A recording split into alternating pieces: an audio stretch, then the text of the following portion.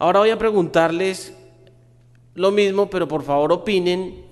¿Qué creen ustedes que guía el comportamiento del ciudadano de Lima promedio? ¿De acuerdo? Igual, no vayan a comentar con el vecino, sino la idea es lo que ustedes piensan del ciudadano promedio común y corriente de Lima, no de quienes están participando en una conferencia sobre educación y Lima Educadora, no, un ciudadano de Lima común y corriente, ¿de acuerdo? Entonces, ¿quiénes creen que el ciudadano de Lima común y corriente se guía sobre todo por la admiración por la ley? Cero y risas. ¿Quiénes creen que el ciudadano de Lima se guía sobre todo por el temor a la sanción legal?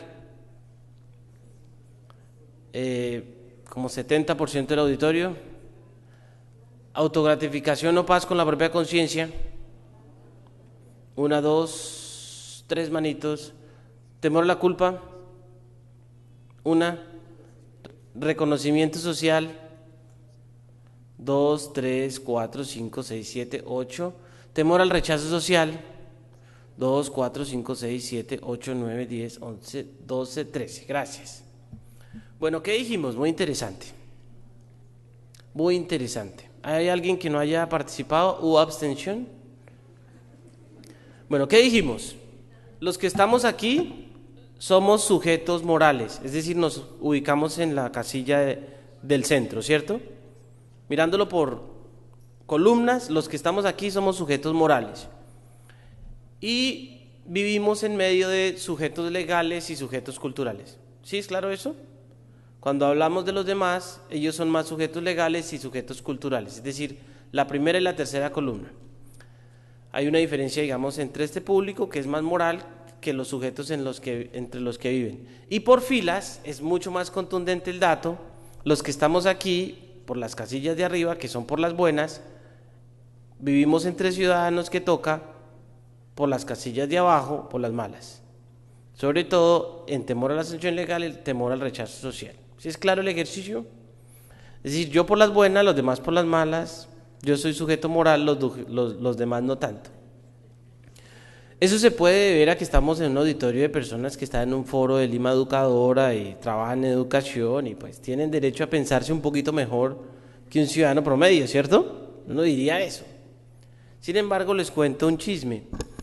El primer taller que hice con el profesor Mocus fue en 1998 en la cárcel Modelo de Bogotá y le hicimos la pregunta a 120 reclusos de la cárcel Modelo y dio parecido. Yo por las buenas, los demás por las malas, yo soy un sujeto moral, los demás son sujetos culturales. De hecho, eso lo hemos hecho a nivel de encuestas, ya con un tratamiento mucho más riguroso, y los resultados varían de ciudad a ciudad en América Latina, pero son una constante. Solo aparece hicimos la pregunta, Antanas Mocus hizo la pregunta en un auditorio en Dinamarca, en noviembre del año pasado, y a sorpresa la simetría fue mayor, es decir, la mirada que tienen los daneses de sus conciudadanos es más parecida entre sí y es mejor. Entonces creemos que puede ser un rasgo cultural. Cada sujeto latinoamericano dice, yo soy un sujeto moral, pero vivo entre gente que hay que castigar, ¿sí? Vamos a darles ahora los resultados de algunas de esas mediciones que muestran eso, pero antes, ¿por qué quiero contarles sobre esto? Porque la reflexión entre la relación entre ley, moral y cultura en el trabajo de Bogotá fue muy importante. Por ejemplo, ¿de qué nos sirve hacer leyes si no hay una interiorización moral y cultural de las mismas? ¿Sí? Hay cierto espíritu de populismo punitivo que se llama populismo normativo, de querer todo resolverlo con leyes que no han sido interiorizadas y que no han sido decantadas en las dinámicas sociales. Entonces, pues obviamente es prohibido montarse en un carro borracho, pero si la gente moral y culturalmente valida eso, pues va a haber accidentes por muertos en accidentes de tránsito por el problema del alcohol. Entonces la operatividad de la ley también tiene mucho que ver con la apropiación cultural de esto. La diferencia entre normas formales y normas informales, muchos economistas la han medido y eso determina el desarrollo de algunas naciones. Douglas North se gana el Premio Nobel de Economía por hacer un trabajo al respecto. Ahora concentrémonos en el tema de las columnas. Como les decía, la mayoría de cosas que hacemos a veces las hacemos por la dimensión cultural, pero eso no lo vemos.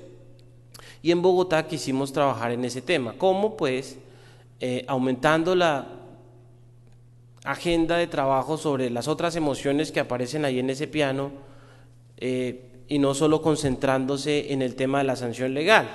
Entonces, por ejemplo, se repartieron tarjetas para regularse entre ciudadanos, 350.000 tarjetas inicialmente, que ayudaban a que la gente se regulara en el tráfico. Una cara de la tarjeta era como la tarjeta blanca que está ahí arriba y otra cara era la tarjeta roja. Si usted cruza por donde debe, si usted hace el pare donde debe, pues un ciudadano le hace así, si usted se cruza mal le hace sanción social. El tema de la ley por las buenas se trabajó mucho con los mimos. En las calles de más alto tráfico de Bogotá se reemplazaron en esas calles policías de tránsito por mimos y los mimos regularon mejor el tráfico que la policía. Ahora, los mimos no pueden poner multas, pero el mimo te invita juguetonamente, el mimo te hace dar vergüenza si te cruzas, pero es una vergüenza juguetona, pues. Y el tema de la culpa, pues algunos de ustedes que hayan viajado en Bogotá, en donde hay una muerte en accidente de tránsito, se pone una estrella negra y hay un signo de interrogación, pues con la pregunta, pues, ¿de qué nos pasa? Muchas veces usted se va a cruzar por debajo del puente peatonal y usted ve la estrella y recuerda que alguien cometió una imprudencia y murió. Entonces, ¿cuál es el enfoque de cultura ciudadana? Intentar movilizar esas otras emociones que están involucradas en el comportamiento humano y no solo depender del temor a la sanción legal, porque a veces es muy ineficiente y exageradamente costoso. Voy a pasar rápidamente por algunos resultados. Esta es la tasa de homicidios de Bogotá. Como ustedes pueden ver, desde 1993 el pico es a la baja. Si me preguntan a qué se debe el pico al alza, desde los años 70 y 80, pues esa montañita que sube se llama narcotráfico y la montañita que baja roja a Bogotá es pues durante los periodos de Antanas Mockus que hubo la mayor descenso de homicidios en la ciudad. Eso es la tasa de muertes en accidentes de tránsito. Bogotá antes de Antanas Mockus, como todas las ciudades latinoamericanas y creo que todas las capitales del mundo, es más violenta en el tráfico la ciudad capital que el país.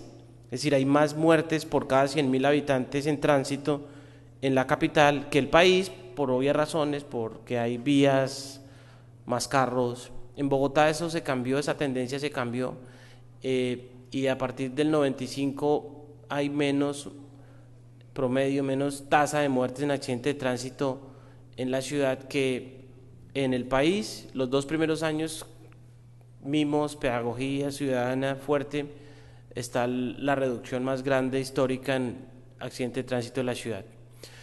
El tiempo no nos da para explicarles qué se hizo en detalle en esto, porque esto obviamente es mucho más complejo de la caricatura que estoy haciendo yo, pero pasó por considerar el tema de educación y cultura como un tema prioritario. Aquí, antes de empezar esta presentación por este foro, incluí algunas gráficas que generalmente no proyectamos, y es la inversión en educación y la inversión en cultura a nivel presupuestal en el presupuesto de la alcaldía en Bogotá, porque detrás de todo esto no solo es hacer cosas didácticas, juguetonas, sino hacer toda una política educacional que vaya más allá de las aulas, ¿no? Y que involucre también la educación ciudadana. Bogotá pasó de 5.329 millones de pesos, ahí lo ven, en un solo periodo, es decir, en la primera alcaldía de Mockus se multiplicó por 11 al final de su periodo la inversión en cultura. Es decir, hay que ver qué pasa cuando usted multiplica por 11 el presupuesto de cualquier cosa en América Latina. Y el presupuesto de educación, esto es el presupuesto de cultura, y este es el presupuesto de educación, que implicó la creación de megacolegios, implicó la creación de escuelas en zonas en donde no había acceso, llegar al 99% de cobertura en educación, cosa que es absolutamente excepcional en Colombia.